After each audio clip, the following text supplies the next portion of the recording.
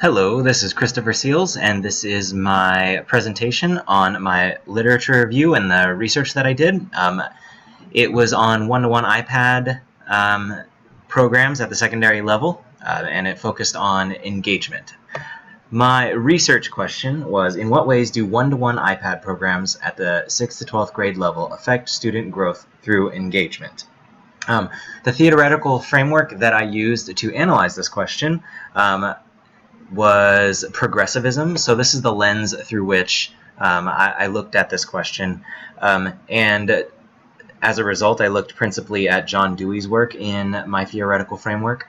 And iPads would be an excellent example of what Dewey would call an objective condition. And Dewey said, it is the factor of objective conditions which lies to some extent within the possibility of regulation by the educator. And he's commenting on the fact that students bring with them certain variables into the classroom, and the variables that the teacher can control he calls objective conditions. And so one-to-one iPad programs, this is one of those objective conditions that the teacher has the opportunity of working with, hopefully to help students work toward the Dewey's quintessential phrase, growth. This idea of opening up further opportunities for education as a result of the education that one has. He sees growth and education as interchangeable terms. Education is growth, and growth is education. So before jumping into the research, the ideas need to be defined in a way that I guess harmonizes with what the research was about. And so the iPads, I guess iPads are everywhere and iOS devices are everywhere, but in the research it kind of pointed out some things that I guess I never considered about the iPads, that they are lightweight. They're a lightweight portable device with high-resolution touchscreen display, motion sensors, audio-visual capability, runs on the mobile iOS system, which is ubiquitous among teens. All of these things, when analyzed through the lens of opportunities to help students grow, all of these features end up unlocking all sorts of great opportunities. One-to-one, if you're not familiar with the vocabulary, is when each student possesses his or her own device for school. So each student has an iPad, and presumably the teacher has an iPad as well. And engagement. edglossary.org defines engagement as the degree of attention, curiosity, interest, optimism, and passion that students show when they are learning or being taught. This is diagnosed principally by perception and judgments rather than by performance criteria. In studying engagement, what you start to notice is that the lines get a little bit blurry. There aren't these hard set criteria that you can study, but rather it's perceptions of engagement or levels of engagement that students feel or they believe that they are feeling. So engagement really kind of resonates with what Eisner was talking about throughout this course in the idea that judgment actually needs to be exercised in determining whether or not students are engaged. So the things that mostly contributed to engagement that are relevant to one-to-one iPads at the secondary level were, first of all, there was a pedagogical shift. Teachers oftentimes, once they had one-to-one devices, ended up flipping their classrooms, and also a lot of the work that was done in class was project-based. So instead of lecture or worksheets, teachers moved to project-based learning, and when you do project-based learning, more often than not, students are pushed to exercise creativity. And so they noticed that because of the call for creativity, because of project-based learning, students ended up being far more engaged in class time. Also, iPads made it possible for the activities to be individualized according to pace, so students can pace themselves individually. It was personalized by interest, because if they are doing project-based learning or if they want to explore different parts of an app, that personalized the learning experience, and it was differentiated as well. The iPad provides for audio, visual, and even tactile sorts of interactions, and so it's individualized, personalized, and differentiated.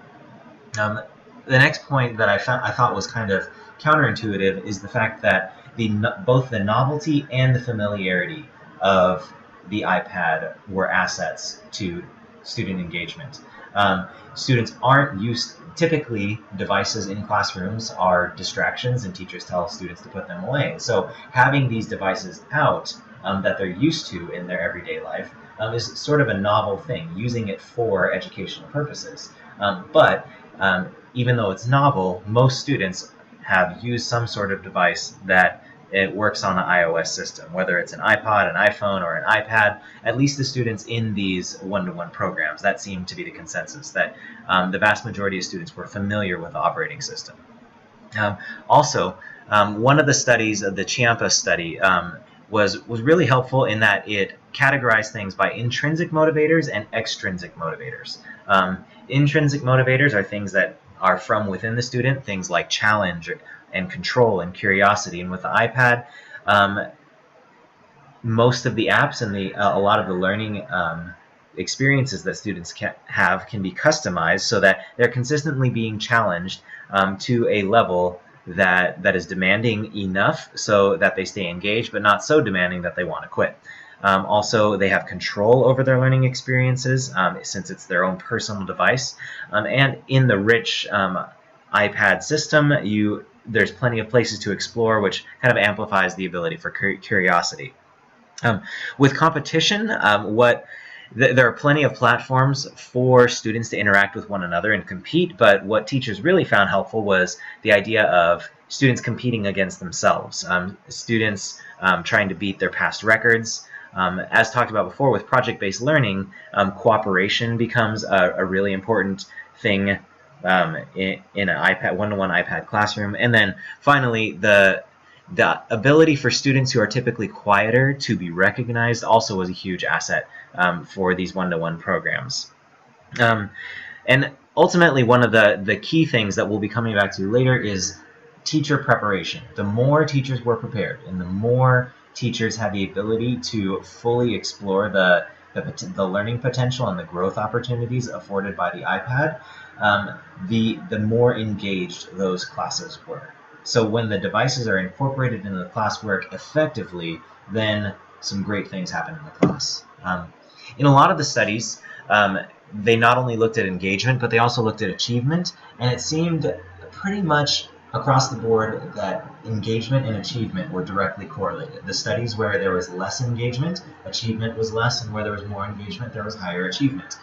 This was especially notable among the studies that included special needs students, and especially students who are on an autistic spectrum. Also, if we are going to analyze this thing through a progressivist lens, then we need to not just define what achievement actually means, but also redefine what achievement means. So for most of the studies, achievement actually meant the test scores and the grades that students ended up coming out with. Did students achieve performance objectives? But if we're looking at this through the growth lens, there was all sorts of other sorts of quote-unquote achievement. The engagement in and of itself, students being interested in learning, this is a form of academic achievement because it helps future growth experiences for students. In one of the studies, the use of the iPad in connecting with other cultures allowed some Australian students at the beginning of the course, they were using racial slurs and a lot of bigoted remarks before entering into discussion with other students in Japan. And then by the end of it, the level of racism and bigotry, all of that vocabulary had completely disappeared from the things that they said to one another. And then if we're looking at writing, we're not just going to look at the test scores for writing, but students, it seemed that with the incorporation of one-to-one iPad programs, oftentimes students would be writing more authentically, they'd be writing in different genres. Communication between teachers and students and parents, that sort of writing increased. And all of these, ultimately, if we're looking at education as growth, these are signs of achievement, that the educational process is achieving the desired ends. Nevertheless, there is always going to be a dark side. There are going to be some studies that reveal that there are some downsides. And so with one-to-one iPads, one of the hugest downsides was that people and districts put all this money into iPad programs, and in some of these programs, the iPads remain unused. They would remain in the backpacks. Sometimes the iPads would just be virtually an e-reader, despite all of the potential that the iPad has as a tool. The math teachers in the Lawrence study just saw the iPad as a way to have a giant calculator, and they used it as their book. This ineffective use, unfortunately, leads to opportunities for distractions. So if calculators and books are not engaging, then students with their iPads on their desks, then they go to Clash of Clans or Snapchat or the messaging app so they can talk to other students in the class. This is especially true after the first bit of the program, because the novelty of an e-reader for a math book wears off and students become bored with that part of the iPad engagement. And then this was especially noted in one of the studies that looked at autistic students, that there are a number of the visual components on the iOS system that are distracting. If you're looking at your math book, but then you get a text message, there's the banner that pops down, and it becomes easy to be distracted and led away from what students are supposed to be engaged in. Ultimately, though, the conclusion of this was there are those dark sides and there are the good sides to one-to-one iPad programs. And I think B-Bell said it best when he said that the quality and depth of preparation that teachers receive for implementation will become a central predictor of program success. This is him looking at a synopsis of a lot of the one-to-one programs, and he said that the programs that succeed poured a lot into the teachers, and the programs that failed had teachers were undeveloped. They didn't receive the professional development that they needed to properly implement one-to-one iPads. And so I think it's appropriate to end with Dewey's quote here: "Every time it was a courageous imagination, a quality which is personal, human, moral, rather than scientific or technical, which built the bridge, in every sense of the word, bridge. We as teachers are trying to help our students across this bridge into an environment that's rich with opportunities for growth. Education is growth, and growth is education."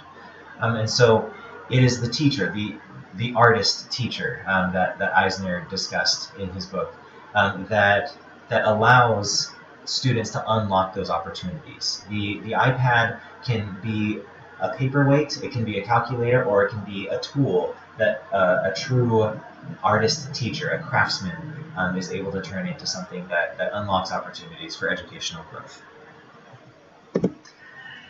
So these are the resources that were cited throughout this presentation, and thank you for listening.